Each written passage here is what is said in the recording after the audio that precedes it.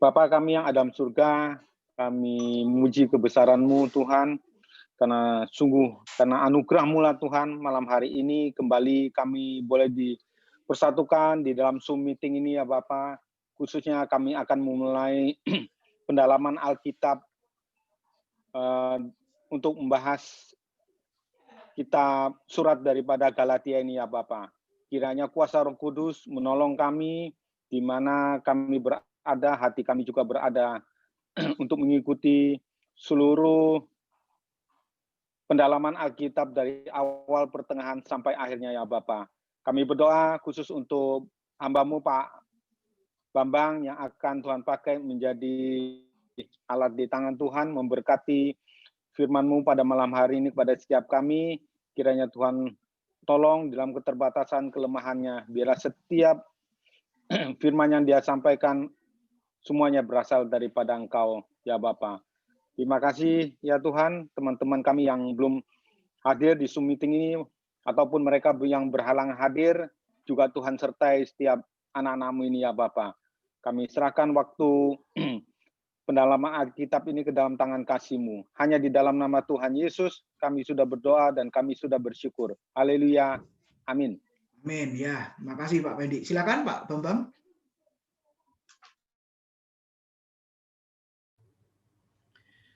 Ya, shalom, selamat malam saudara-saudara yang terkasih dalam Tuhan. Mari kita akan bersama-sama mempelajari topik kita pada malam hari ini dari surat Galatia di pasal yang keempat.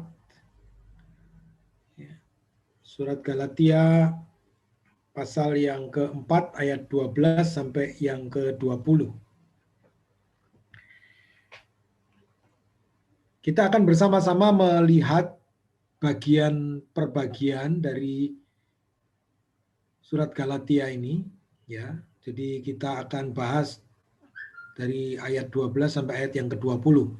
Nanti berikutnya minggu depan kita akan masuk di ayat 21 sampai yang terakhir ayat ke-30 berapa itu ya. Nah, saya memberikan tema dari perikop ini, perikop dari Galatia pasal 4 ayat 12 sampai yang ke-20 ini, yaitu Injil menjadi dasar kehidupan. Nah, kalau kita mengingat perjalanan Rasul Paulus dalam pelayanan itu, memang sejak di masa pertobatan itu sampai akhir dipanggilnya atau sampai akhirnya dia mati dengan hukuman yang dijatuhkan, itu memang hidupnya diserahkan sepenuhnya kepada pelayanan untuk memberitakan Injil. Ya, sehingga beberapa tempat, beberapa kota, beberapa wilayah yang dia jalani di dalam perjalanan PI-nya itu ya. Kalau kita melihat sejarahnya, ada PI yang pertama, ada PI yang kedua, perjalanan PI yang ketiga begitu. Ya, jadi perjalanan penginjilan itu selama beberapa tahun dia mengiring Tuhan. Nah, Injil itu menjadi satu-satunya dasar bagi Paulus untuk mendorong kehidupannya di dalam pelayanannya, sehingga tidak ada hal yang lain ya yang boleh disandingkan dengan Injil, tidak ada boleh yang lain yang disejajarkan dengan Injil. Itulah sebenarnya paradigma atau cara berpikir Paulus di dalam dia meyakini Injil itu sedemikian luar biasa. Sehingga kalau mau dikatakan bahwa hidupnya itu hanya untuk Injil. Ya, dan segala bentuk pikiran, tindakan, dan semuanya itu didasarkan pada Injil. Ya. Nah, pelayanan di Galatia, ya, kalau kita lihat wilayah yang dilayani, yang disebut dengan Galatia itu rupanya cukup besar. Ya, wilayah yang cukup besar itu menjadi satu provinsi, ya, atau menjadi provinsi yang akhirnya menjadi bagian jajahan daripada kerajaan Romawi, ya, ditaklukkan dan akhirnya wilayah ini menjadi bagian dari wilayah Romawi. Jadi surat Galatia ini diberikan bukan untuk satu orang, tetapi surat Galatia ini diberikan untuk gereja-gereja yang sudah dilayani oleh Paulus di wilayah Galatia itu, beberapa kota, beberapa jemaat, beberapa gereja yang sudah berdiri dari pelayanannya, dan seberapa yang ada di wilayah Galatia itulah yang menerima surat dari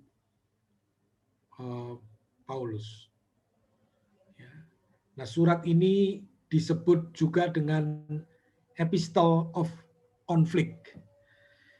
Jadi ini sebenarnya adalah surat yang ditujukan oleh karena ada masalah yang terjadi di gereja-gereja atau di jemaat-jemaat yang ada di wilayah Galatia.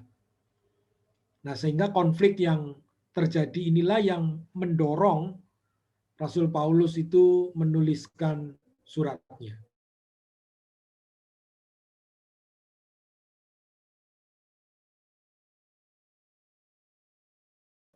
Menegur, ya, bahkan dengan kata-kata yang cukup keras, ya, dengan kalimat-kalimat atau kata-kata bukan hanya nasihat yang lemah lembut, tapi kata-kata yang cukup keras disampaikan oleh Paulus. Ya, karena begitu kasihnya Paulus dan begitu perhatiannya kepada bagaimana Injil itu diterima dan dijalankan oleh jemaat-jemaat yang ada di Galatia, maka ini menjadi satu concern daripada Rasul Paulus untuk segera mengirimkan surat kepada orang-orang yang ada di Galatia. Nah, mari kita akan melihat, ya, sebenarnya hal yang sedang dipikirkan, ya, didiskusikan, diperdebatkan adalah bagaimana jemaat Galatia, orang-orang Galatia seharusnya sudah mengalami transformasi itu dari Taurat ke Injil. Ya. Seharusnya mereka sudah mengikuti Injil itu dengan baik. Ya. Jadi ini surat ini diberikan untuk memberikan sebuah perubahan supaya orang-orang yang ada di Galatia ini dapat kembali kepada Injil. Ya, jadi transformasi dari Taurat ke Injil. Ini karena pengalaman Paulus secara pribadi di dalam panggilannya adalah bagaimana dia bertransformasi, ya, dari keyakinan, pemahaman, ya, dan segala hal yang dihidupi selama dia belum bertobat itu adalah hidup di dalam Taurat. Nah, maka dia harus mengalami perubahan dari Taurat itu menuju kepada Injil. Ya, Injil itu adalah kasih karunia. Injil itu kebenaran, Injil itu keselamatan, Injil itu hidup kekal. Dan dari dalamnya maka Paulus mendapatkan sebenarnya semua apa yang dipergumulkan, apa yang digeluti di dalam Taurat itu sebenarnya dia dapati dengan sangat luar biasa di dalam Kristus Yesus. Ya, sehingga Injilnya itu harus diberitakan. Nah, kenapa demikian? Karena setelah Paulus mendapatkan panggilan dari Tuhan, maka dia memahami sebenarnya keselamatan, kasih karunia, hidup kekal itu sebenarnya otoritasnya itu adalah pada Injil. Karena Injil itu memiliki otoritas yang lebih tinggi. Dan Kristus itu menjadi sumber keselamatan. Ya. Dan Paulus menekankan pada jemaat Galatia untuk tidak kembali lagi pada Taurat apapun risikonya. Ya, apapun risikonya. Karena berdasarkan pengalaman pribadinya itu dia menikmati bagaimana anugerah dan keselamatan hidup kekal yang disediakan di dalam berita Injil, yaitu di dalam Kristus Yesus yang mati, disalibkan, bangkit, itu menjadi satu-satunya cara keselamatan yang mungkin bisa terjadi dalam kehidupan manusia. Sehingga Paulus tidak lagi melihat ada jalan keselamatan di dalam mentaati, melakukan hukum Taurat. Karena itu tidak mungkin ya dilakukan sehingga orang memiliki standar yang ditentukan oleh Tuhan untuk selamat. Ya. Jadi begitu Paulus mengerti tentang Injil, ya, dia memahami dengan baik, maka dalam perjalanan kehidupan banyak risiko yang sedang dihadapi untuk mengabarkan Injil, untuk mempertahankan Injil, untuk membela Injil, itu banyak sekali yang dia hadapi, dan risikonya bukan risiko yang mudah atau risiko yang kecil. Ya. Nah,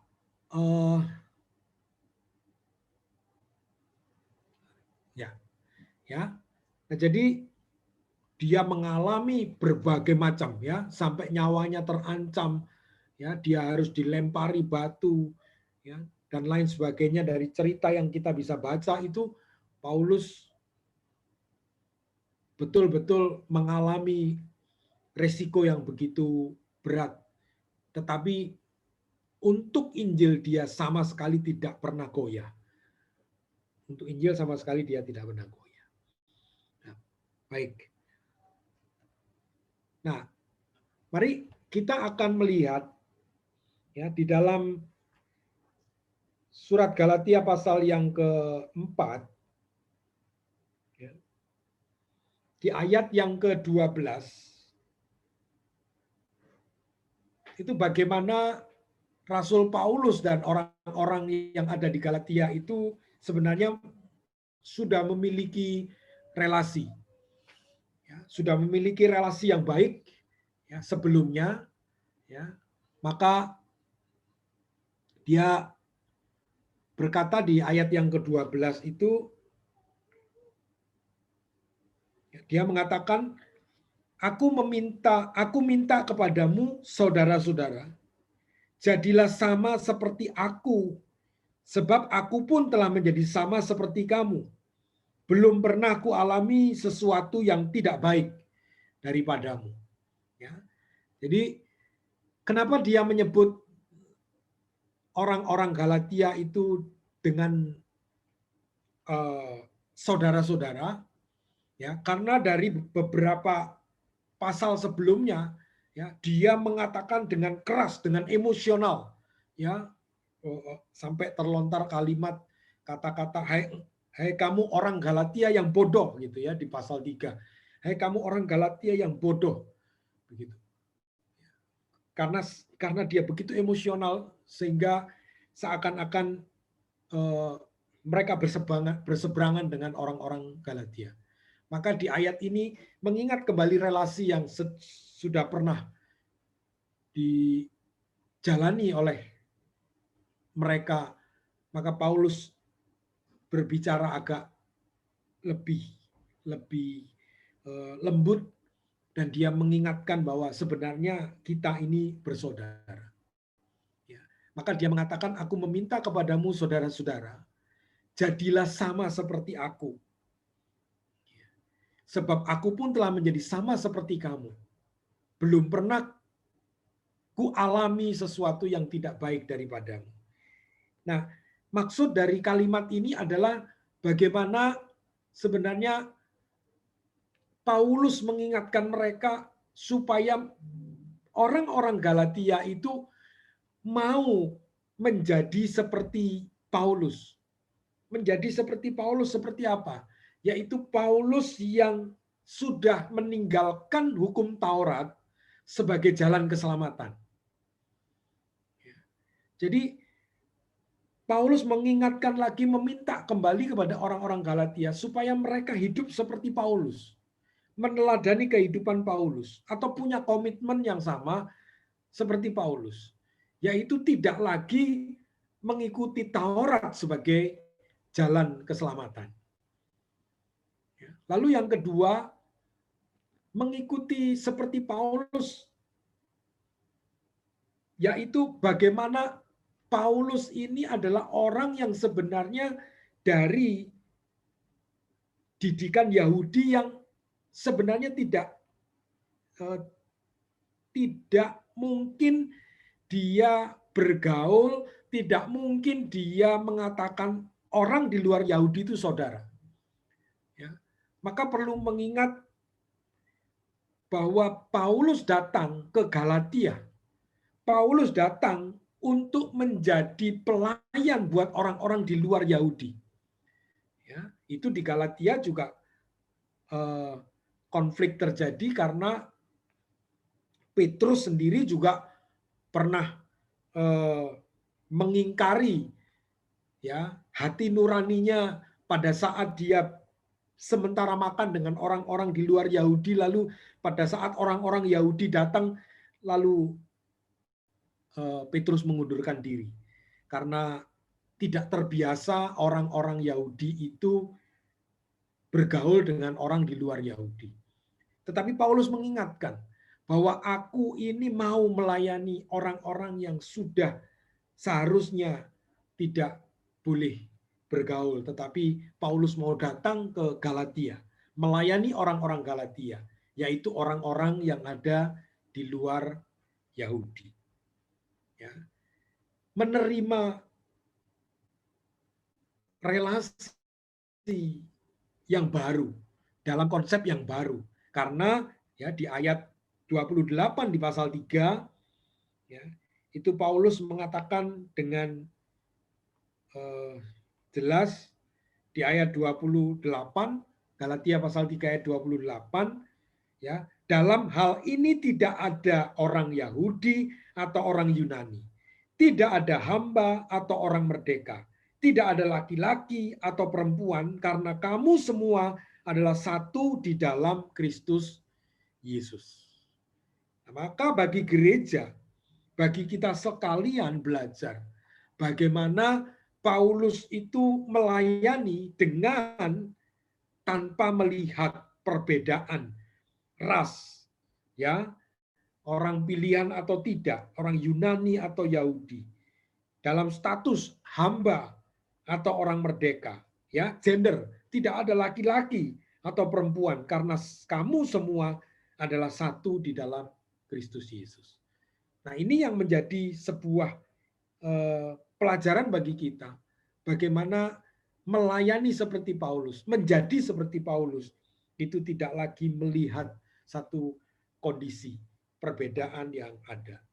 Ya, di dalam 1 Korintus pasal 9, ya, kalau kita membaca di dalam 1 Korintus pasal 9, bagaimana Paulus itu melayani orang-orang di luar Yahudi, ya, dia mengatakan, sungguh pun aku bebas terhadap semua orang, ayat 19 ya. Aku menjadikan diriku hamba dari semua orang, supaya aku boleh memenangkan sebanyak mungkin orang. Ayat 20, demikianlah bagi orang Yahudi, aku menjadi seperti orang Yahudi, supaya aku memenangkan orang-orang Yahudi. Bagi orang-orang yang hidup di bawah hukum Taurat, aku menjadi seperti orang yang hidup di bawah hukum Taurat, sekalipun aku sendiri tidak hidup di bawah hukum Taurat, supaya aku dapat memenangkan mereka yang hidup di bawah hukum Taurat. Bagi orang yang tidak hidup di bawah hukum Taurat, aku menjadi seperti orang yang tidak hidup di bawah hukum Taurat, sekalipun aku tidak hidup di luar hukum Allah, karena aku hidup di bawah hukum Kristus, supaya aku dapat memenangkan mereka yang tidak hidup di bawah hukum Taurat. Jadi bagi orang-orang yang lemah dia menjadi seperti orang yang lemah, bagi orang yang mengalami sesuatu, Rasul Paulus ikut bagaimana melayani orang itu tanpa membeda-bedakan. Ini satu pelajaran. Bagaimana relasi itu dibangun dan diingat kembali supaya orang-orang yang dilayani itu mengerti sebenarnya seperti apa hubungan yang sebenarnya ada, karena mereka sebenarnya sudah dipersatukan di dalam Kristus. Lalu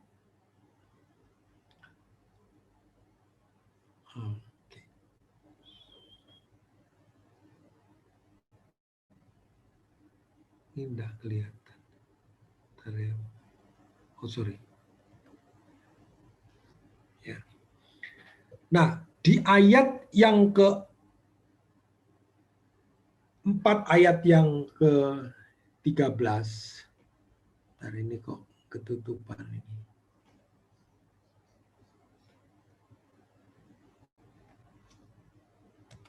Yang ke-13, ayat 13 dan 14, itu bagaimana Paulus memberi kesan bahwa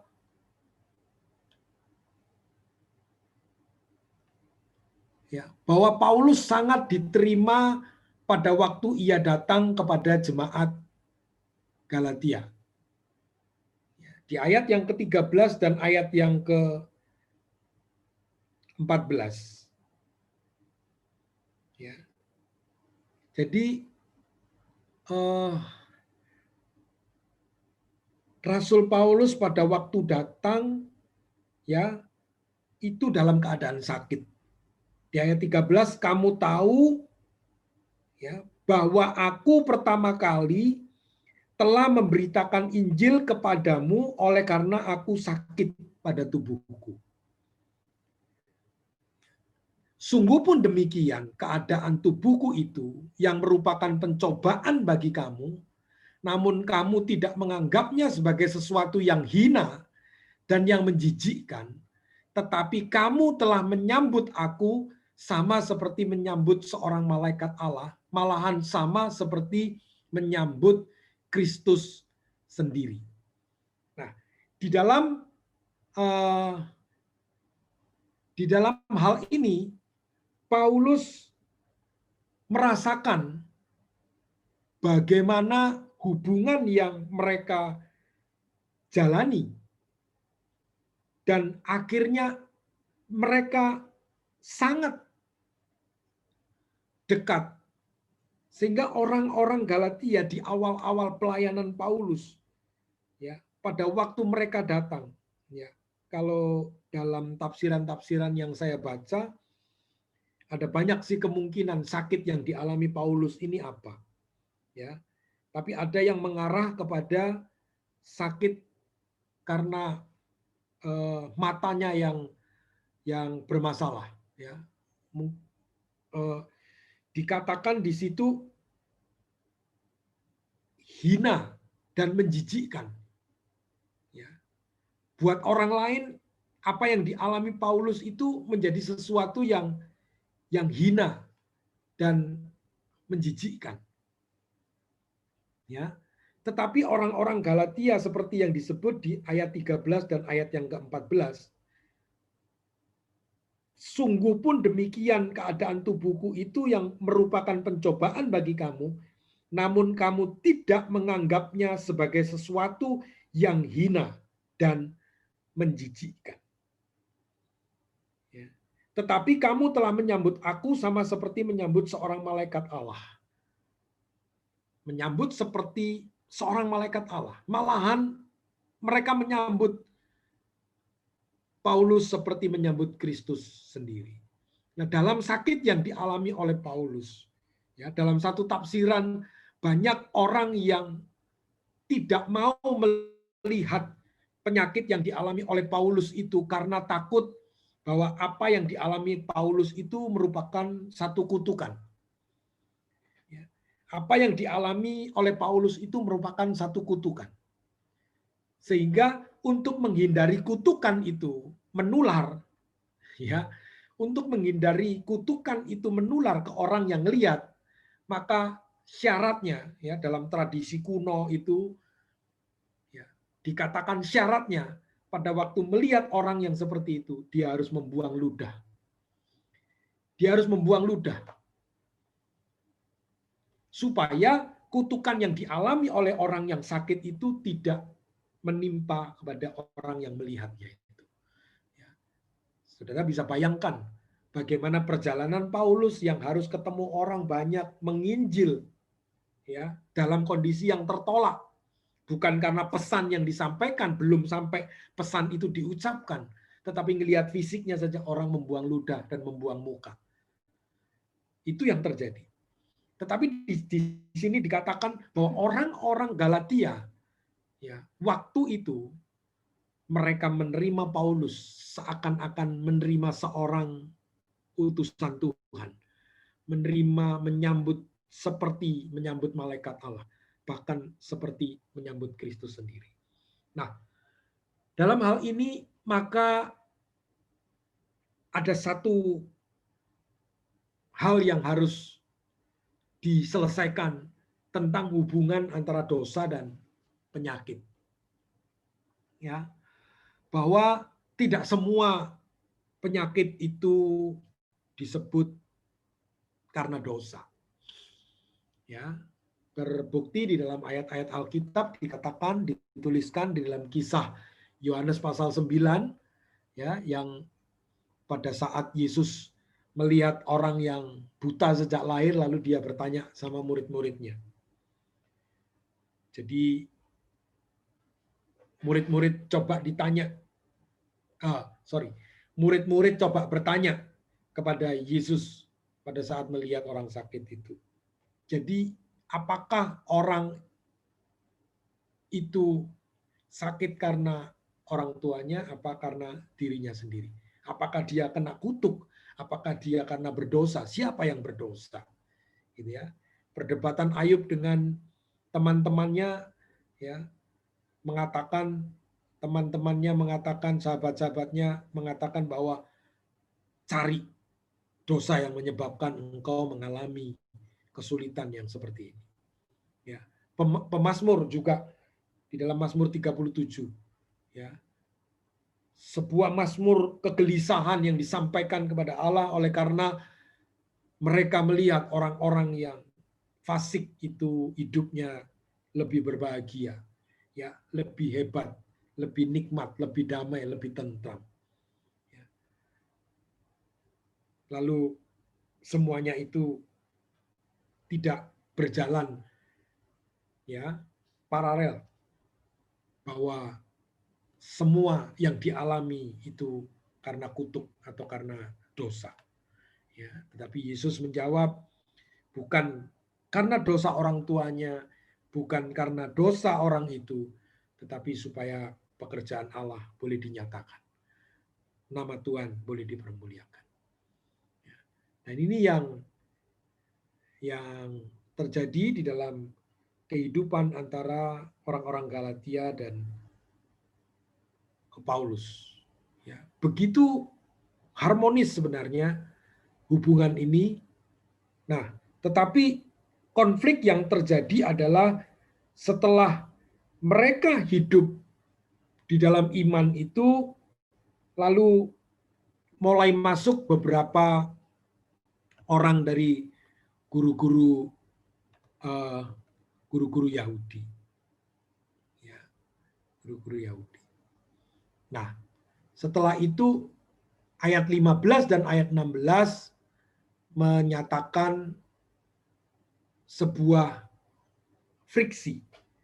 Ya, friksi adalah sebuah pergeseran, ya, yang menimbulkan perdebatan, yang menimbulkan perpecahan.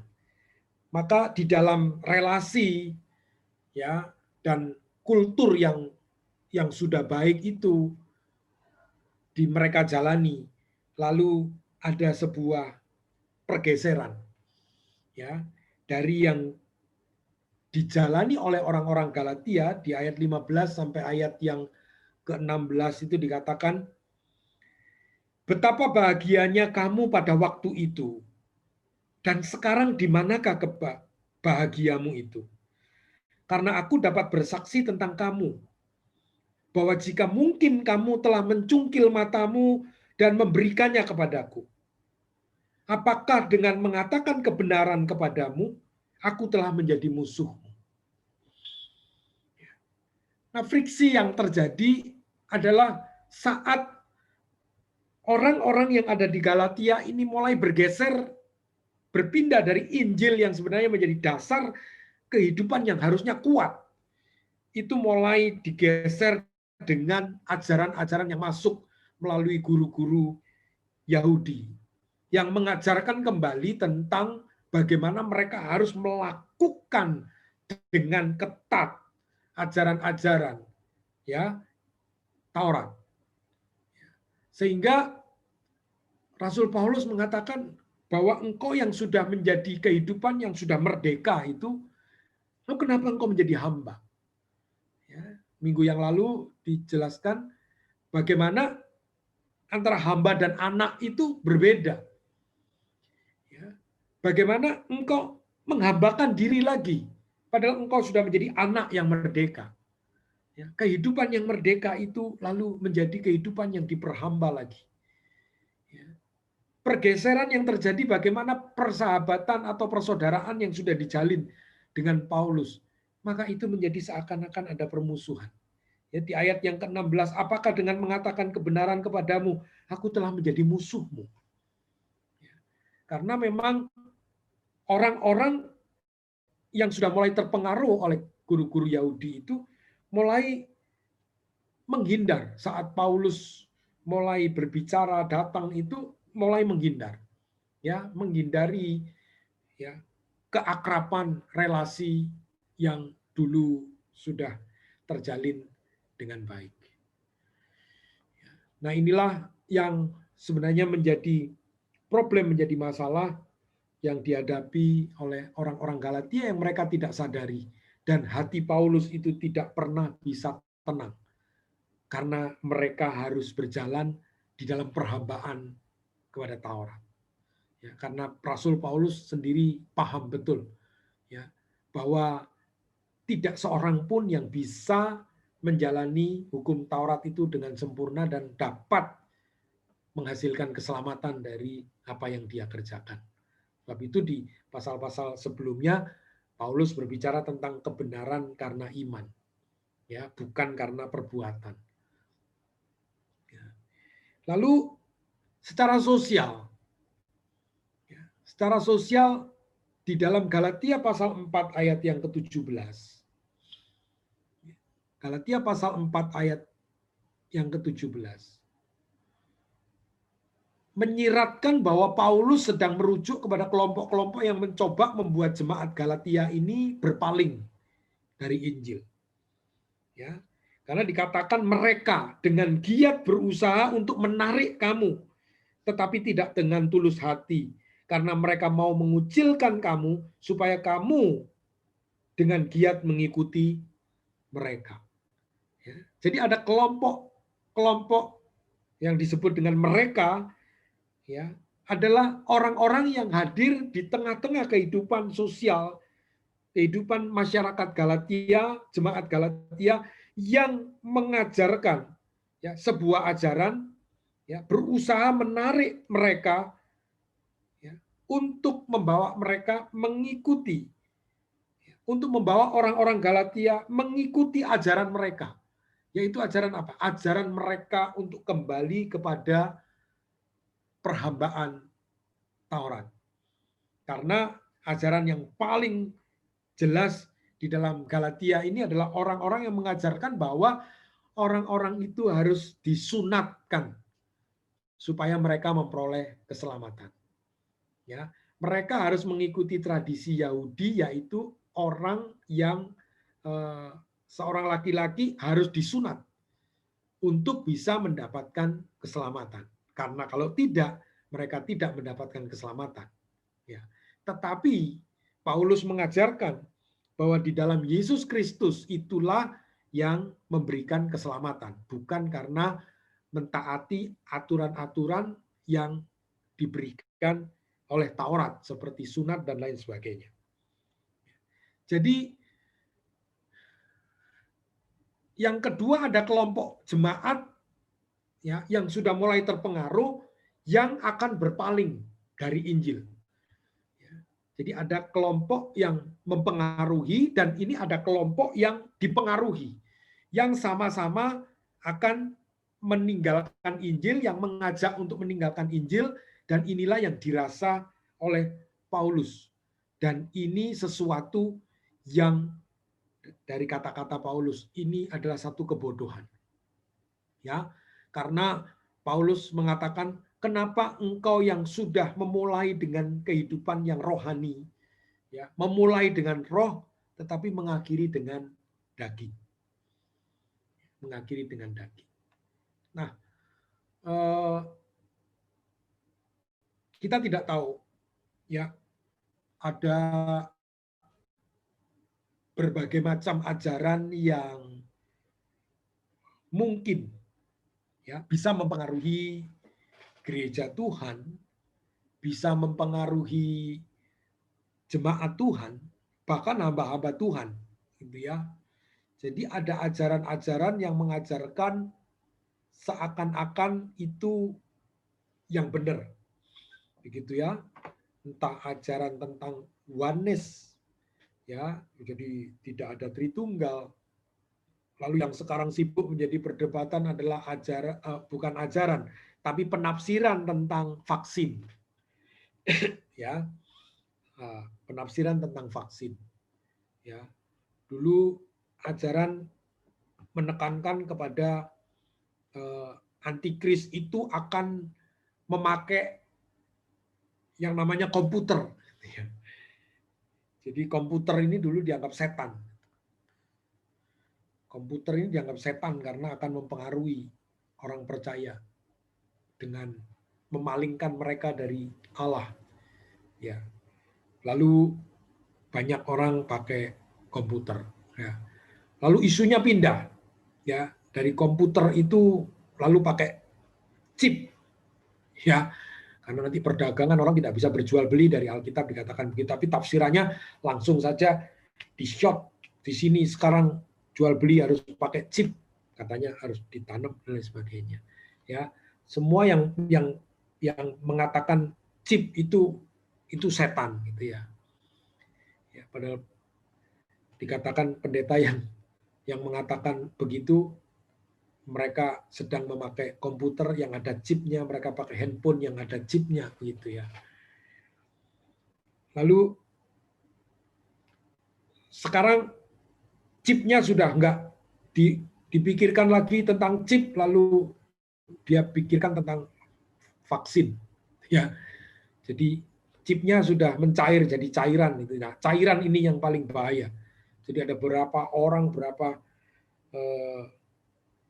WA yang mengatakan ada orang-orang yang tidak mau menerima vaksin, karena vaksin itu sudah dimasukin oleh gerakan antikris 666 dan lain sebagainya, gitu ya.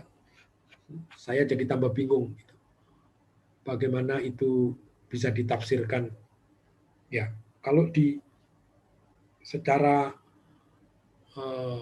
gampang-gampangan lalu ilmu gadok itu memang kayaknya agak gadok, susah.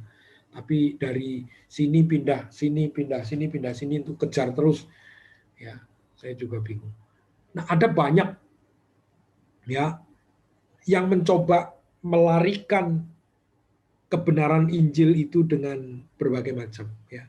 Dan sekarang sumbernya, ya, kalau dulu orang Galatia itu dipengaruhi oleh orang-orang yang datang ke Galatia, ya.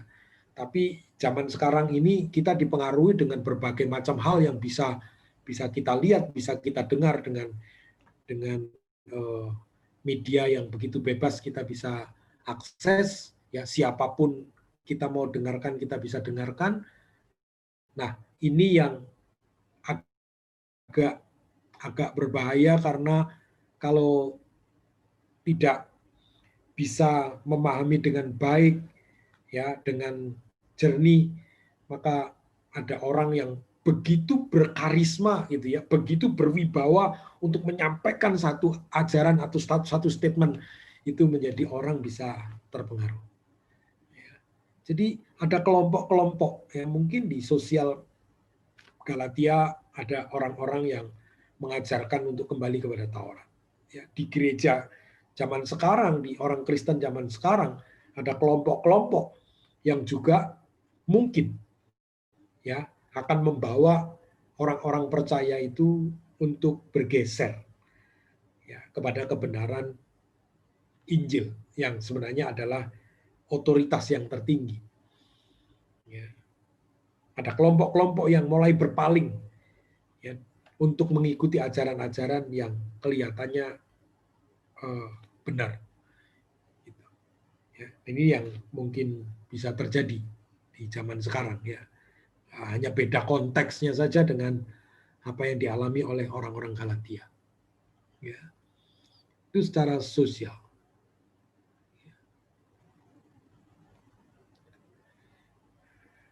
Ya. Sebentar Bapak Ibu ya, saya stop dulu, saya mau lihat. Sebentar.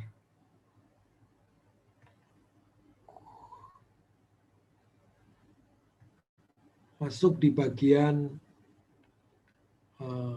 ya, tadi relasi, ya, ini histori, ya, ini kultural, lalu di bagian yang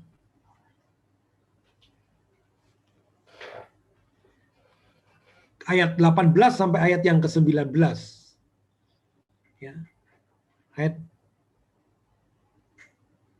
18 sampai yang ke-19 ini memberikan pemahaman kepada kita ya,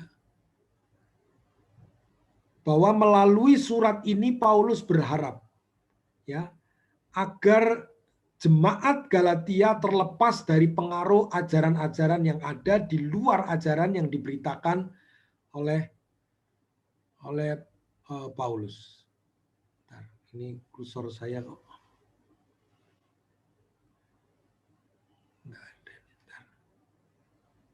Melalui surat ini Paulus berharap agar jemaat yang ada di Galatia itu terlepas dari pengaruh ajaran-ajaran yang ada yang memberitakan ajaran di luar berita yang disampaikan oleh Paulus. Nah, maka di dalam ayat yang ke-18 dan ayat yang ke-19 itu dikatakan demikian. Ya. Memang baik ya kalau orang dengan giat berusaha menarik orang lain dalam perkara-perkara yang baik. Asal pada setiap waktu dan bukan hanya bila aku ada di antaramu. Ayat 19, hai anak-anakku, karena kamu aku menderita sakit bersalin lagi sampai rupa Kristus menjadi nyata di dalam kamu. Ini sebuah motivasi ya dari ajaran sesat dan motivasi yang diberikan oleh Paulus di dalam pelayanan mereka berbeda. Orang-orang yang giat untuk menarik orang-orang Galatia itu ternyata bukan dalam perkara-perkara yang baik. Ya, dan tidak dilakukan di setiap waktu. Tetapi hanya kalau Paulus itu ada di antara mereka, mereka mulai memberikan satu pengaruh ya supaya orang-orang Galatia tidak datang, tidak dekat, tidak berinteraksi, tidak mendapatkan pengajaran-pengajaran dari Paulus. Jadi memang konflik yang terjadi antara guru-guru Yahudi ini dengan Paulus memang sudah dari sejak lama terjadi ya sebelum di Galatia gitu ya. Jadi dalam Kisah Para Rasul pasal yang ke-17 ya, Kisah Para Rasul pasal 17 ayat yang kelima itu juga menunjukkan bagaimana konflik itu sudah terjadi. Ya. Nah, dalam motivasi ini Paulus lewat suratnya ini ingin ya memberikan penekanan pada Injil dan berusaha membela bahwa Injil itu benar-benar sesuatu anugerah atau kasih karunia yang datang dari Allah yang akan memberikan kebenaran, memberikan hidup kekal, memberikan keselamatan. Ya. Jadi Paulus melalui surat Galatia ini memberikan penekanan pada Injil dan berusaha untuk membelanya. Agar orang-orang yang percaya dapat memahami apa yang disebut Injil. Dan bagaimana seharusnya orang-orang percaya memandang dan memahami Injil. Jadi surat ini diberikan dengan motivasi supaya orang-orang percaya itu memahami apa yang disebut Injil itu. Ya, karena rupanya Injil itu belum menjadi dasar dari kehidupan orang-orang Galatia. Ya. Karena disebut di ayat 19 itu, hai anak-anakku. Ya, hai anak-anakku ini memang punya arti, punya konotasi bahwa Paulus sedang menyebutkan mereka sebagai seorang anak yang belum kuat, seorang anak yang belum teguh memahami Injil itu. Ya, maka dikatakan, hai anak-anakku, karena kamu aku menderita sakit bersalin lagi. Ya, kata hai anak-anakku menunjukkan sebuah metafora kekeluargaan. Ya, bagaimana hubungan yang begitu dekat sehingga Rasul Paulus mengatakan aku harus menderita sakit bersalin lagi. Ya, dengan kembali mengulang, ya, seperti seorang yang melahirkan kembali itu dengan sebuah energi, dengan sebuah konsentrasi, dengan sebuah tenaga yang luar biasa untuk dapat melahirkan kembali. Jadi seakan-akan digambarkan seperti orang yang menderita sakit bersalin lagi. Supaya apa? Supaya orang-orang Galatia ini menjadi teguh kembali, dapat memahami apa yang disebut Injil, dan bagaimana seharusnya orang-orang percaya memandang dan memahami Injil itu. Nah, agar melalui hal ini tidak ada lagi salah paham dan keraguan terhadap Injil. Karena apa? Karena tidak ada lain yang bisa dipikirkan selain Injil, ya, yang akan mempengaruhi jalannya kehidupan orang-orang percaya. Tidak ada lain, ya, selain daripada memahami Injil, ya, memandang Injil itu seperti apa, ya, tanpa keraguan terhadap Injil. Sehingga orang-orang yang berniat tidak baik, yakni yang menggoyahkan iman, itu tidak dapat berbuat apa-apa lagi. Ya. Ini yang sedang dikerjakan oleh Paulus melalui suratnya kepada orang-orang Galatia itu. Dia harus memotivasi kembali, ya, atau dasar daripada surat yang dituliskan itu, kerinduannya menginginkan bahwa orang-orang Galatia ini mau kembali kepada Injil. Orang-orang Galatia ini mau memahami Injil. Orang-orang Galatia ini tidak lagi ragu-ragu terhadap otoritas Injil, ya, terhadap kekuatan yang diberikan oleh Injil, yaitu jalan keselamatan di dalam Kristus Yesus. Nah, inilah yang disuarakan oleh Paulus dalam perikop ini, dan ditutup dengan ayat yang ke-20. Dikatakan begini, ya, sekalipun dengan kata-kata yang hampir putus asa, Paulus itu tapi tidak pernah putus asa. Dia mengatakan, betapa rinduku untuk berada di antara kamu pada saat ini, dan dapat berbicara dengan suara yang lain, karena aku telah habis akal menghadapi kamu. Ya, bayangkan Bapak Ibu, ya, seorang pemberita Injil itu betapa berat, ya, seperti yang dialami tekanan yang begitu berat, tidak hanya secara fisik. Ya, di ayat yang ke-20 itu tidak hanya secara relasi, ya, tidak hanya secara sosial, tetapi secara psikis, secara kejiwaan, secara mental. Paulus itu mengalami yang namanya keputusasaan. Ya, dia mengatakan betapa rinduku untuk berada di antara kamu pada saat ini dan dapat berbicara dengan suara yang lain. Ya, mungkin dengan cara yang lain engkau dapat kembali kepada Injil. Engkau dapat kembali percaya kepada Injil untuk tidak lagi mengikuti ajaran-ajaran yang diberikan oleh guru-guru Yahudi itu. Ya, sampai Paulus mengatakan karena aku telah habis akal menghadapi kamu. Begitu ya. Nah, di sini kita diperhadapkan kepada betapa sulitnya. Ya, minggu kemarin kita diskusikan bagaimana menjangkau orang-orang yang tidak terjangkau. Ya, sudah kalimat yang tidak terjangkau itu sudah kalimat kemustahilan yang tidak terjangkau, tetapi dijangkau. Ya, dibutuhkan seantero hidup ini untuk dapat memberitakan Injil itu. Ya, tidak segampang yang kita mau lakukan itu lalu Tuhan begitu saja memuluskan pemberitaan kita, ya, penyampaian kita tentang berita Injil, pesan Injil itu dengan mudah kepada orang lain. Ya, dan nanti Bapak Ibu bisa sharing, bisa berdiskusi bagaimana pengalaman ya untuk menginjil, bagaimana pelayanan untuk memberitakan pesan Injil, untuk menyampaikan pesan Injil itu tidak begitu gampang. Ya, selalu mengalami berbagai macam hal ya sesuai dengan konteks mereka yang diinjili atau mereka yang menerima pesan Injil itu berbeda-beda bagaimana mereka menanggapi. Nah, Paulus punya pengalaman seperti ini, tetapi kerinduan hatinya itu yang patut menjadi bagian kita sekalipun kita punya kesulitan.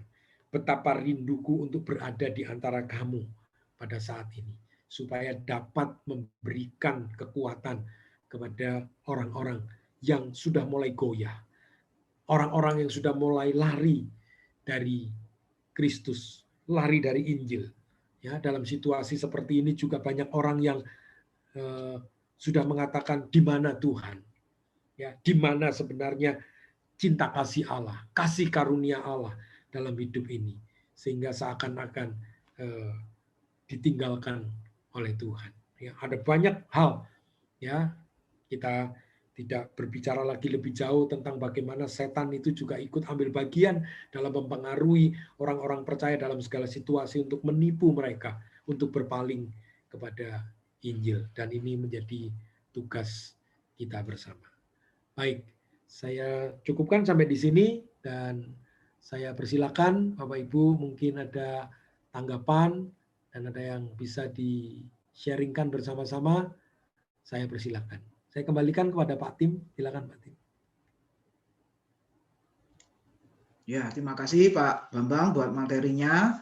Bapak Ibu, kita diingatkan bahwa di sekeliling kita ya terus-menerus itu selalu ada Injil lain, ya, Injil lain yang tidak sesuai dengan Injil yang disampaikan oleh hamba-hamba Tuhan, para nabi dan para rasul di Alkitab.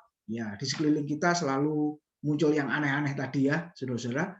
Nah, sekarang dipersilakan bagi Bapak Ibu yang mau bertanya atau menanggapi, silakan Bapak Ibu. Baik langsung maupun melalui chat, dipersilakan. Mari, silakan Bapak Ibu.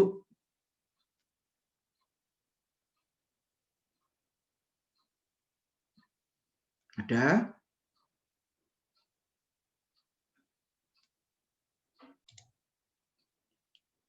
Pak Budi Utomo? Tanya Pak. Oke, ya Pak Agus ya, silakan Pak Agus Budiono. Terima kasih. Pak, sebagaimana kita ketahui bahwa akar kepercayaan Kristiani itu akarnya itu berasal dari ajaran Yudaisme.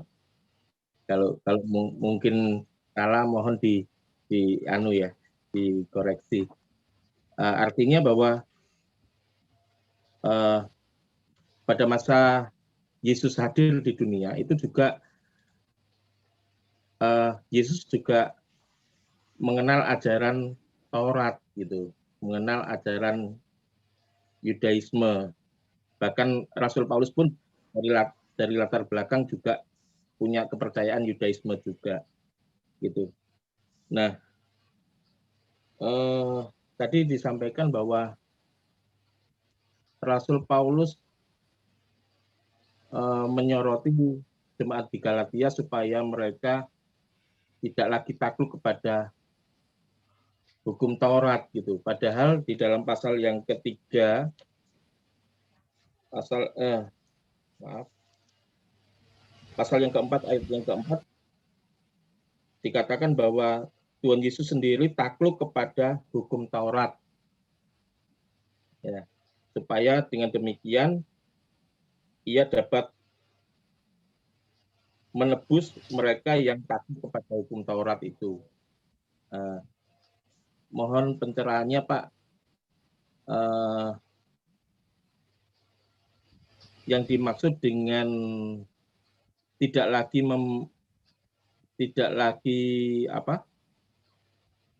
memperhambakan diri kepada hukum Taurat itu seperti yang bagaimana, Pak? Gitu.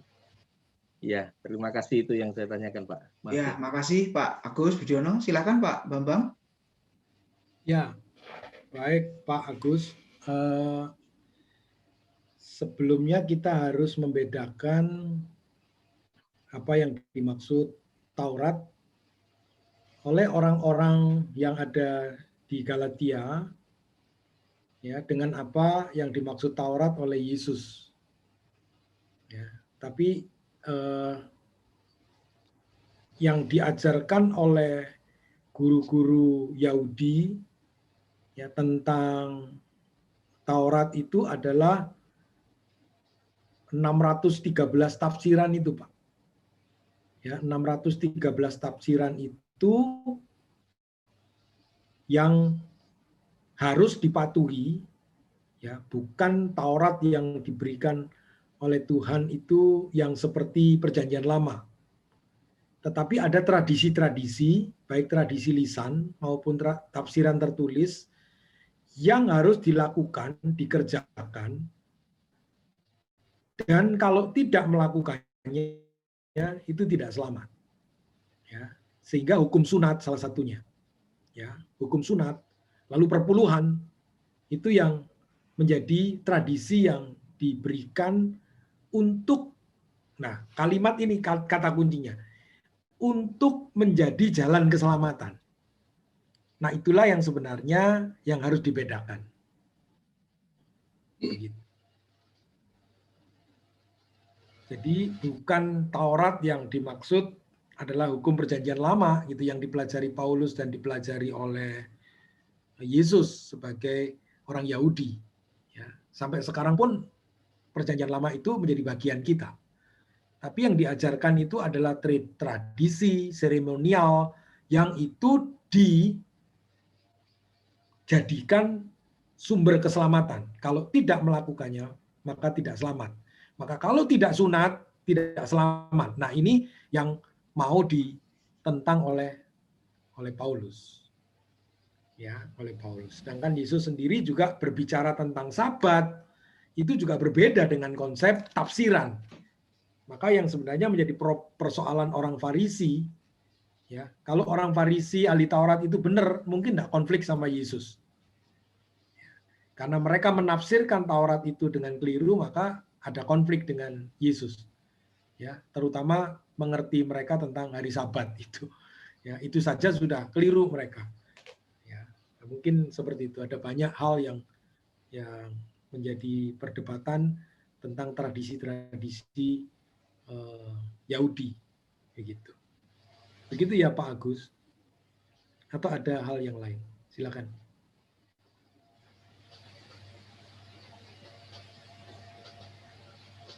Ya, silakan Pak Agus, mau ditanggapi balik? Ya, silakan. Berarti pertanyaan selanjutnya, Pak, berarti kekristenan pada masa itu ya, pada masa mula-mula itu oleh kaum Yahudi kekristenan dianggap sebagai sekte gitu ya Pak ya, sempalan gitu ya. Ya, sebagai bidat, ya. Oh iya. Ya. Ya, terima kasih Pak. Ya, karena ujungnya kan di Mesias itu, Pak. Ya, jadi Yesus adalah Mesias yang dijanjikan, tapi mereka menunggu Mesias yang lain. Jadi mereka tidak mempercayai Yesus gitu. Nah, itu jadi akhirnya ini dianggap sekte, lalu pemimpinnya akhirnya disalib gitu ya. Harus dihukum mati karena ini apa itu namanya? Tindakan yang menghujat, ya, tindakan yang menghujat dari apa yang diyakini oleh orang-orang Yahudi, karena dia menganggap dirinya sebagai anak Allah, sebagai Mesias. Nah, itu makanya dihukum mati gitu. Iya, baik Pak, makasih. Ya, makasih Pak. Ya, makasih. Silakan yang lain, Bapak Ibu. Saya Pak Tim. Oh iya, Pak Budi, silakan. Ya. Terima kasih. Shalom Pak Bambang, Pak Tim, dan ya, shalom. Ya, shalom Pak. Selama beberapa waktu kami tidak bisa mengikuti. Namun pada saat kami mengikuti ini tadi, kebetulan Pak Bambang masuk kepada ayat 12 dari pasal 4 dan juga menyinggung pasal 3 ayat yang ke-28 Pak Tim ya. Berkaitan dengan saya baca ulang, maaf. Dalam hal ini tidak ada orang Yahudi atau orang Yunani, tidak ada hamba atau tidak ada atau orang merdeka, tidak ada laki-laki, perempuan, karena kamu semua adalah satu di dalam Kristus Yesus. Nah, yang kalau misalkan ini kita tarik benang merah pada era saat ini, Pak Bambang, yang seolah-olah dengan adanya pertumbuhan gereja dalam artian organisasi, seolah-olah ada sekat-sekat yang terjadi. Apakah itu dalam tanda kutip dibatasi dengan dogma, dibatasi dengan ya lah itu ya ajarannya atau apa dan lain-lain. Kalau ini dikatakan dalam satu di dalam Kristus Yesus, ini kira-kira menurut Pak Tim bagaimana ini Pak Tim? Seolah-olah kan kita selalu memisahkan diri hanya oleh karena dogma, hanya oleh karena wah itu bukan gerejaku, wah itu hanya gerejamu, begitu loh Pak Tim. Mungkin itu Pak Tim yang ingin saya tanyakan. Agak mundur sedikit untuk ayat pasal yang ketiga ini tadi. Iya. Monggo, terima kasih Pak Tim. Ya, makasih. Ya, yang mengajar malam ini Pak Bambang, Pak. Jadi Pak Bambang jawab. Ya, silakan. Ya, makasih Pak Budi buat pertanyaannya. Ya, pertanyaan Pak Budi ini luas sekali. Ya, luas sekali. Cuman memang pada intinya ajaran kekristenan itu juga mematahkan tentang perbedaan-perbedaan kelas itu, Pak. Jadi ada perbedaan gender, ada perbedaan ras, ada perbedaan status, orang merdeka, hamba, begitu. Nah, sebenarnya doa Tuhan Yesus yang di Yohanes 17 itu juga menginginkan supaya gereja itu bisa menjadi satu. Satu sebagai tubuh Kristus. Nah, itu sebenarnya kerinduan Tuhan. Cuman manusia ini kan tidak ada salahnya memang kalau mengatur segala sesuatu sesuai dengan jalur organisasi, karena itu adalah hal yang hikmat yang diberikan Tuhan untuk mengatur segala sesuatu. Ya. Tetapi jika memang pada prinsip-prinsip yang seharusnya tidak menjadi friksi, tidak menjadi perdebatan, perbedaan, seharusnya tidak dibuat sebagai satu perbedaan. Gitu. Nah, kadang-kadang ada motif yang terselubung untuk orang itu tidak mau bersatu, tidak mau berkumpul bersama karena ada motif-motif mungkin secara pribadi, kepentingan secara pribadi begitu. Nah, itu tidak bisa disangkali bahwa organisasi seperti itu tidak hanya terjadi di organisasi politik, tapi kadang-kadang di organisasi gereja juga saling ikut dan lain sebagainya, itu masih ada, Pak. Masih ada. Ya. Jadi tidak demikian sebenarnya ajaran Alkitab. Ya. Yesus sendiri menginginkan supaya gerejanya, supaya anak-anaknya itu dapat dipersatukan. Gitu. Sebenarnya itu sih. Ya, jadi pertanyaan Pak Budi kalau bisa lebih spesifik bisa didiskusikan. Tapi ini kan karena secara general luas ya, memang ada perbedaan-perbedaan yang seringkali terjadi, ya kan hal-hal yang sebenarnya ada terselubung kepentingan-kepentingan secara pribadi, itulah yang membuat itu semakin meruncing gitu. Perbedaan itu semakin meruncing gitu. Akhirnya beda denominasi itu pun juga tidak bisa bersatu. Ya. Ada dogma juga yang tidak bisa dipersatukan ya. Mau tidak mau, Pak. Mau tidak mau. Harusnya kalau guru-guru Yahudi itu bisa sepakat dengan Paulus, ya harusnya bisa bersatu aman gitu ya. Tapi karena memang ya mungkin dari dogma atau pemahaman, maksudnya pemahaman secara mendasar itu berbeda.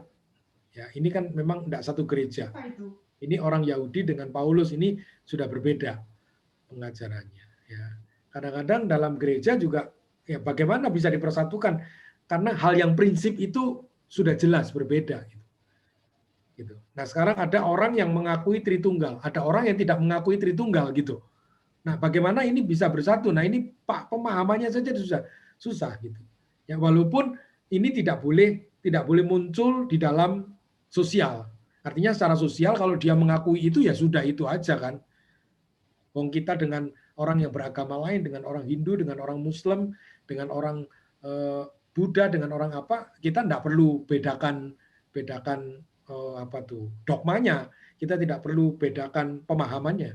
Tapi secara sosial kita berbaur ya sudah, wong tonggoan ya, atau kerja di kantor sama-sama ya itu. Tapi kalau mengerucut kepada sesuatu yang prinsip, maka Paulus bersikeras. Injil itu tidak bisa disetarakan dengan apapun, gitu. Tidak bisa disandingkan dalam artian berjalan bersama-sama seiring dengan hal-hal yang tidak. Itu Paulus sangat ketat sekali untuk mengatakan ya hidup mati adalah Injil gitu. Maka itu menjadi prinsip hidup, menjadi dasar yang tidak bisa tergoyahkan dari Paulus. Sebab itu apapun yang terjadi konsekuensinya karena Injil itu dia tabrak terus gitu ya. Entah dia harus itu ya dihukum mati, entah dilempari batu, dirajam, semua dia alami itu karena dia memberitakan Injil itu sampai segitu ekstrimnya itu ya. Yang luar biasa itu. Ya, itu kita pun nggak ada seujung kuku untuk dapat menghayati Injil itu sampai dengan seluruh kehidupan kita itu. Belajar dari Paulus itu jauh sekali. Ya, tapi dalam hal yang lain, Paulus tadi mengatakan itu yang saya bacakan di 1 Korintus 9 itu. Dengan orang Yahudi aku menjadi seperti Yahudi. Dengan orang aku ya gitu. Jadi bagaimana dia fleksibel, ya fleksibel pada metodenya itu dia fleksibel, tapi pesannya itu tidak pernah bisa digoyahkan. Pesan yang dia pegang tentang Injil itu tidak bisa digoyahkan. Ya, walaupun metodenya bisa, ya jadi ada hal-hal yang bisa dijalani bersama, ya. Nah dalam prinsip begitu itu tidak bisa. Tapi gereja sekarang belum pada prinsipnya saja sudah ribut, gitu ya. Karena yang prinsip itu tidak dijadikan prinsip, yang tidak prinsip dijadikan prinsip karena kepentingan hawa nafsu gitu. Nah mungkin bisa terjadi begitu tuh, Pak Budi ya. Ya, mungkin itu Pak Budi ya. Ya. Lalu bagaimana dengan gereja yang itu, Pak? Kira-kira. Ya. Nah, itu sebenarnya kan itu kerinduan itu dari doa Yesus kan. Gereja yang satu gitu. Ya. Jadi kerinduan Yesus itu gereja yang satu. Nah, maka pengenalan terhadap Yesus sendiri itu juga berbeda-beda. Ya, katanya Yesus itu juga sama dengan Bapa, Yesus itu sama dengan Roh Kudus. Nah, dari pemahaman itu orang sudah beda gitu. Makanya nggak bersatu itu karena memang berbeda penafsiran gitu. Nah, sebenarnya yang diinginkan Yesus adalah orang bersatu dalam pengertian menyembah Yesus, gitu. Menyembah Yesus. Ya, enggak tahu gereja yang itu sampai kapan bisa terjadi. Yang disebut itu sampai kondisinya seperti apa saya juga enggak bisa bayangin tuh. Ya. Gitu. Nah, seharusnya yang itu dulu kalau posisinya seperti Katolik itu sudah satu dan gereja. Awal mula-mula. Ya. Gereja Katolik itu satu. Katolik itu kan juga artinya satu gitu. Gereja yang satu. Ya. Tapi pada waktu menjalankannya lalu ada sesuatu yang tidak disetujui, maka ada reformasi. Ya, karena orang melihat ini menjalaninya keliru, menjalaninya salah, menerapkannya salah, dianggap begitu, maka direformasi. Itu maka muncul Protestan. Itu. Protestan orang pingin sesuatu yang lebih menyukakan hatinya, lalu timbul lagi Pantekosta, karismatik dan lain sebagainya muncul gitu. Begitu. Ya. Ya, saya agak sulit untuk saya jangankan menjawab, mikir saja tentang gereja yang itu saya nggak kepikir bagaimana gitu. Ya, Pak Budi jauh sekali mikirnya bagaimana gereja yang Padahal itu kita sebutkan setiap minggu dengan pengakuan iman rasuli itu ya. Ya, gereja yang kudus dan gitu. Waduh. Nah, kalau begini caranya kapan selesainya itu itu gitu ya. Ya. Ya mungkin begitu ya Pak Budi ya. Iya. Iya. Terima kasih Pak Bambang. Terima kasih Pak Budi. Terima kasih Pak Tim. Ya, kalau boleh saya menambahkan itu yang pasal 3 yang Pak Budi sebutkan ayatnya itu satu jelas di dalam Kristus Pak, yaitu dikatakan sebagai anak-anak Allah karena iman di dalam Kristus Yesus. Jadi itu maksud satunya Pak. Jadi nggak peduli gereja apa ya, sinode apa, kalau satu menjadi anak-anak Allah. Nah, itu konteksnya. Satunya di sana, Pak. Gitu ya. Nah, kalau kita melihat zaman Paulus, itu kan juga banyak istilahnya perbedaan pandangan. Seperti Paulus dengan Petrus, dengan Barnabas. Tapi kan mereka tetap satu sebagai anak-anak Allah. Nah, harusnya kalau saya melihat pengertian satunya di situ. Satu sebagai anak-anak Allah, terhisap ya keturunan Abraham. Nah, kalau kita mundur di Galatia pasal 3, pasal 2 ya ke sana itu menjadi anak-anak Allah. Itu arti satu. Gereja yang kudus dan satu sebagai anak-anak Allah. Seperti itu. Lalu walaupun ada perbedaan, nah prinsip yang penting tidak boleh dilanggar. Jadi Injil ya, pengajaran tentang Allah, Kristus, Roh Kudus, nah itu yang prinsip-prinsip itu tidak boleh digeser dengan yang lain. Ini yang harus dilihat. Seperti itu, Pak. Kalau lihat konteksnya ya. Nah, tapi di dalam aplikasi bergereja sekarang ternyata istilahnya? Ada ya perpecahan karena nama, bahkan ada yang merasa paling benar.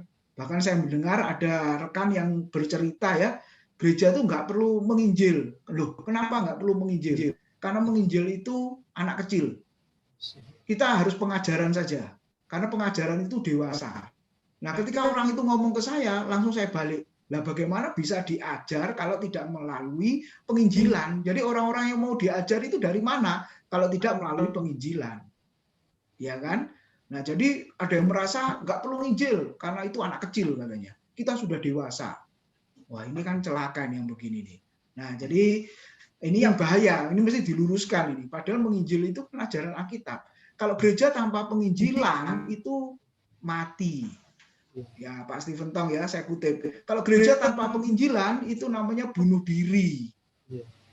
Nah, itu loh Pak. Jadi prinsip-prinsip itu yang tidak boleh dilanggar sebenarnya. Nah, jadi kembali lagi satu dalam arti sebagai anak-anak Allah. Itu yang dimaksud satu di sana. Ya, jadi merek gereja apa, sinode apa sebenarnya nggak masalah. Sebab secara positif kalau kita lihat ya, kalau seandainya gereja itu hanya satu sinode saja, kira-kira kita bisa melihat perkembangan gereja sampai hari ini apa tidak? Ya, coba kalau hanya satu saja, GBI kan jadi pecah macam-macam ya, akhirnya kan jadi banyak Pak, bukan pecah apa istilahnya, memisahkan diri. Nah, maafkan ya kalau dia mau pecah nanti marah, memisahkan diri sinode lain. Demikian juga JKI, mungkin juga ada yang memisahkan diri atau sebelum JKI dari mana asalnya, lalu memisahkan diri. Nah ini positifnya kalau saya lihat. Nah kemungkinan kalau seandainya Kemenak itu masih mengizinkan sinode baru, wah mungkin akan tambah banyak Pak, dan sepertinya orang Kristen juga akan tambah banyak gitu ya. Nah tapi ada juga yang sinis ternyata nggak tambah banyak, itu hanya apa perpindahan atau apa katanya begitu. Ya tapi itu tidak bisa dihindari memang. Ya zaman Paulus saja para rasul juga seperti itu. Tapi intinya seperti di Galatia, Injil harus tetap diberitakan, diajarkan. Tidak boleh dikompromikan dengan yang lain-lain. Nah itu yang harus diingat. Jadi prinsip ajaran Alkitab tetap dipegang teguh, tetap diajarkan. Nah itu tambahnya Pak Budi ya. Semoga bisa menambahkan jawaban tadi. Silakan yang lain Bapak Ibu, masih ada waktu. Pak Andreas sepertinya mau bertanya. Silakan. Belum. Pak belum. Oke. Atau yang lain? Kalau misalkan melanjutkan sedikit, diizinkan. Boleh. Ya boleh Pak, boleh. Terima kasih. Tadi yang disampaikan Pak Tim, satu sebagai anak-anak Allah atau satu dalam hal mengakui Yesus sebagai Tuhan dan Juru Selamat, Pak? Ya betul, itu Pak, itu yang saya maksud. Jadi kalau anak-anak Allah berseru Yesus Kristus adalah Tuhan dan Juru Selamat satu-satunya. Nah itu kan sepakat, ya kan? Semua orang Kristen atau anak-anak Allah kan sepakat itu. Ya, memang ke sana larinya Pak. Ya, iman rasuli itu, pengakuan iman rasuli, ya, yang ada beberapa item itu. Oke, Pak Karjo sekarang sudah dibuka soalnya mic-nya. Ya, makasih. Masuk Pak anunya. Ya, jelas, silakan. Ya, saya sangat bersyukur sekali kalau kita apa yang diajarkan Pak Bambang malam hari ini di dalam Galatia 3 dan Galatia 4 dan juga Korintus. Ya, kalau saya mengambil poin ini masalah Paulus ini luar biasa Pak ya. Saya ambil daripada ayat yang Galatia 4 ayat 12 ini intinya bahwa Paulus itu minta supaya jadi sama seperti Paulus. Minta kita ini sudah agar kita menjadi sama seperti Paulus. Nah, hal sama ini memang dalam konteks ini pastinya ya sama dalam penginjilan, tapi banyak hal lain bahwa sama menurut teladan Paulus bahwa firman Tuhan memang Paulus mengatakan bahwa Paulus sebagai teladan. Ya, kalau kita melihat di sini bahwa Paulus ini bagaimana kita bisa sama dengan Paulus. Ya, itu saja seringkali kita berbicara yang istimewa lah. Tapi memang kita belajar. Kita sama-sama iman ya. Jadi ukuran iman itu memang banyak batuan. Iman itu tidak ada besar, tidak ada kecil, meskipun ada iman. Itu baik. Ya, memang bukan berkata iman tahu tidak mendapat gunung. Tapi persoalannya di sini yang saya maksud bukan itu. Jadi kita tetap beda dengan Paulus karena memang dipilih Tuhan menjadi rasul. Dan yang tidak berbeda, sama-sama kita punya iman. Walaupun sedikit jauh. Nah, kita sulit melakukan itu. Yang di sini kita mau sharing di sini, bahwa Injil itu bagi Paulus adalah yang terutama dan yang pertama. Walaupun itu bukan hukum kasih, maksud saya enggak itu lain. Ya. Nah, maka Paulus mengatakan bahwa Injil itu adalah kalau kita melihat di dalam Rom 1 ayat 16 bahwa aku mempunyai keyakinan yang kokoh bahwa Injil itu adalah kekuatan Allah yang menyelamatkan orang Yahudi dan Yunani, bahkan kita orang percaya. Maka di dalam ayat 17 bahwa Injil itu kebenaran Allah nyata di dalam Injil itu. Jadi nyata. Ayat 17 katakan begitu. Nah, kita hidup oleh iman. Kita yang percaya itu hidup oleh iman, ya iman apa? Ya, yang kita percaya itu. Ini bukan suang-suang. Injil itu nyata. Kan gitu. Bicara Injil, ya ini sudah tidak perlu diperluas. Artinya apa? Kalau kita berbicara Injil ya bicara masalah sukacita. Itu pasti seperti Natal seperti ini, yang setelah sekaligus bicara masalah keselamatan. Ya, memberitakan Injil itu memang ya apa ya seperti difirmankan pada malam hari ini kita sharing bersama-sama, kita harus menyembuh di sana. Ya. Memberitakan Injil itu harus cerdik, ya. Harus tulus. Nah ini harus ada di sana. Ya. Oleh karena itu kalau kita melihat di dalam firman Tuhan, di sana dikatakan firman Tuhan bicara gini, Pak. Lihatlah aku mengutus kamu seperti domba di tengah-tengah serigala. Sebab itu hendaklah kamu cerdik seperti ular dan tulus seperti merpati. Nah, jadi kita memberitakan Injil ini harus cerdik. Ya.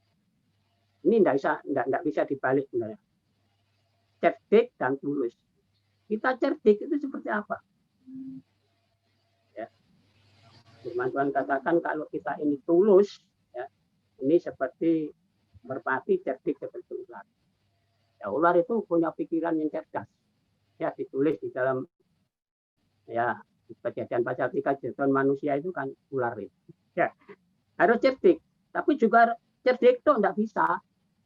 Ya kali orang nanti. Nah, harus tulus artinya tulus ini harus menyatakan hati kita ini. Kalau kita tidak cerdik, kita terbalik tadi. Kalau kita tidak cerdik, kita tidak kali orang. Nah, tapi kecerdikan itu didasari ada kebersamaan dengan tulus ini. Nah ini harus ini. Nah, oleh karena itu, kalau kita melihat di dalam 1 Korintus tadi, kita ulang kembali. Ya. 1 Korintus pasal 9. Ya. Saya bacakan ayat yang 19 sampai 27. Ya. Sesungguhnya pun aku bebas terhadap semua orang. Aku menjadikan diriku hamba dari semua orang. Nah, ini luar biasa. Ya. Supaya aku boleh memenangkan sebanyak mungkin orang. Dari kalimat ini saja. Ini luar biasa. Paulus ini sebenarnya orang yang bebas dari hamba, artinya dia ini sudah mengenal Tuhan. Gitu loh. Nah, oleh karena itu, ya dikatakan di sini dikatakan bebas dari semua hamba orang. Ya. Oleh karena itu, aku menjadikan diriku hamba dari semua orang supaya aku boleh memenangkan sebanyak mungkin orang. Ayat 20. Demikian bagi orang Yahudi.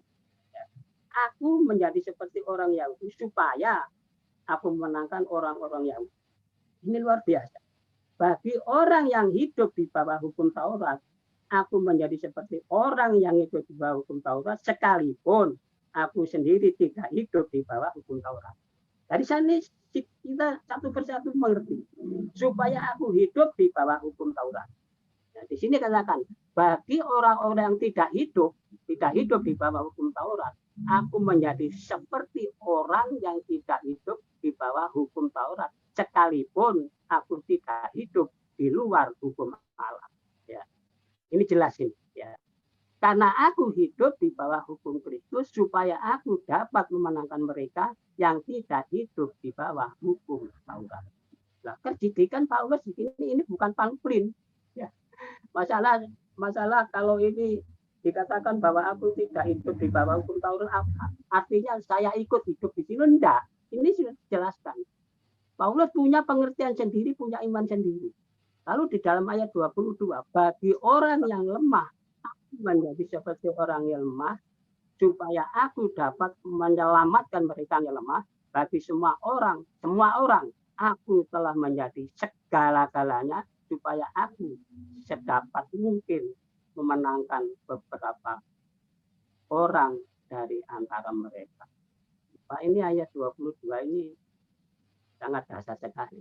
Ya. Jadi kalau kita koreksi dari ayat yang kita baca tadi, ini Paulus ini bukan pelin-pelan. Tadi dijelaskan dia itu walaupun mengikuti hukum Taurat, sebenarnya dia sudah hidup di luar hukum Taurat dan dia memegang hukum. Nah, ini yang perlu memang kita belajar tidak mudah itu. Ya, makanya Paulus mengatakan supaya kita menjadi sama seperti apa? Ya semuanya kita meneladani. Nah, kemudian yang ketiga, bahwa Paulus itu memberitakan Injil tanpa upah. Oh, ini luar biasa sekali. Luar biasa sekali. Nah, masih di dalam pasal ini, kalau kita melihat di dalam pasal 9 ini ayat 16, 17 ini, 18 ini katakan begini. Ayat 16 ini. Karena jika aku memberitakan Injil, aku tidak mempunyai alasan untuk memegahkan diri. Wah, luar biasa. Sebab itu adalah keharusan bagiku. Celakalah aku jika aku tidak memberitakan Injil. Wah, ini paten. Ya, ini paten sekali. Ya. Jadi kalau tidak dia itu, apa sih upah Paulus? Tidak ada upah. Selain dia itu wajib. Bahkan pemberitaan Injil itu adalah kewajiban bagi dia. Bahkan ayat di selanjutnya, kalau di atasnya nanti dia dikatakan bahwa lebih baik aku mati kalau tidak memberitakan Injil. Ya, celakalah aku jika aku tidak memberitakan Injil. Kata celaka ini harus mengkhawatirkan. Jadi ini keharusan. Kalau seandainya aku melakukannya menurut kehendakku sendiri, memang aku berhak menerima upah, tetapi karena aku melakukannya bukan menurut kehendakku sendiri, pemberitaan itu adalah tugas penyelenggaraan yang ditanggungkan kepada. Nah, ayat ini menjelaskan kalau Paulus sebenarnya menerima upah itu wajar saja. Tidak ada salahnya. Sebab ya di atasnya di ayat 14 itu loh. Demikianlah pula Tuhan telah menetapkan bahwa mereka yang memberitakan Injil harus hidup dari pemberitaan Injil itu harus. Jadi kalau ada hamba-hamba Tuhan yang menerima upah itu sebenarnya ini bukan alasan apa ya, memang harus menerima itu. Itu loh. Tapi Paulus tidak menerima itu. Ya. Ini bukan memisahkan antara yang menerima yang enggak. Ini memang pernyataan firman Tuhan. Jadi memang sebenarnya orang yang beritakan Injil, ya itu harus ditanggung. Ya, seperti Pak Bambang menggalakkan juga Pak Tim ya di sana ya sudah dipikirkan oleh jemaat itu. Ya, terutama para penatua, pihak-pihak itu sangat peduli sekali dan itu memang kewajiban. Ya. Oleh karena itu kita ambil poinnya di sini bahwa Paulus ini makanya kalau kita melihat kembali di dalam Galatia 4:11 ini, rasanya kita tidak bisa seperti rasanya. Ya, tapi Tuhan ya memang tidak menuntut bagaimanakah kadar kemampuan dan kadar panggilan kembali, asal kita ini mau. Ya, kita ingat seperti Tuhan berikan talenta itu. Ya, ada yang diberi 5, 2, 1. Ya, masing-masing mendapat bagiannya. Hanya yang satu ini saya percaya ya ini tidak melakukan apa-apa. Mungkin kalau dilakukan Tuhan nggak seperti itu, tidak membuang. Ya, saya fokus di situ. Enggak. Memang nggak mau melakukan hanya satu. Itu Tuhan melihat kemampuannya. Nah, Tuhan sebelum pergi itu ditinggalkan itu memberi talenta, memberi tanggung jawab itu sesuai dengan kemampuannya di dalam Matius 12:25 sesuai dengan kemampuannya. Jadi saya beda dengan Pak Tim, dengan Pak Bambang.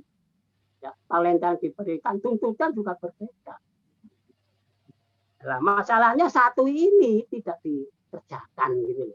Makanya Paulus mengatakan jadilah seperti teladan.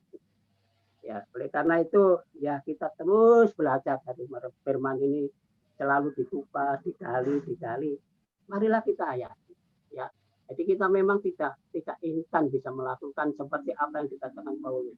Tapi firman Tuhan tidak temu-temu mengingatkan.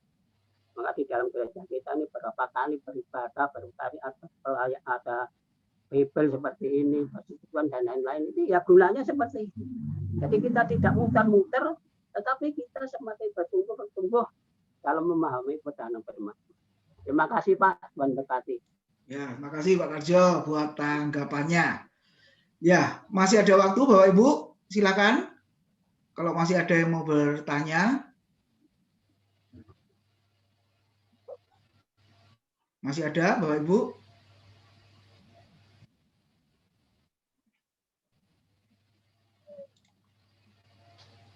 Ya, kalau sudah tidak ada, kita akhiri, Bapak Ibu, kelas kita pada malam hari ini. Ya, oke. Kalau sudah tidak ada, saya minta Pak Budi Utomo akhiri dalam doa. Terima kasih atas kebersamaannya, Bapak Ibu Saudara, untuk belajar. Kita ketemu Selasa depan. Silakan Pak Budi, bersyukur buat kelas kita malam hari ini. Bapa yang baik, Allah yang kami kenal, di dalam nama Tuhan Yesus Kristus, kami kembali Tuhan menghampiri hadirat-Mu yang kudus. Kami bersyukur karena Engkau telah mengajar kepada kami melalui hamba-hamba-Mu pada malam hari ini.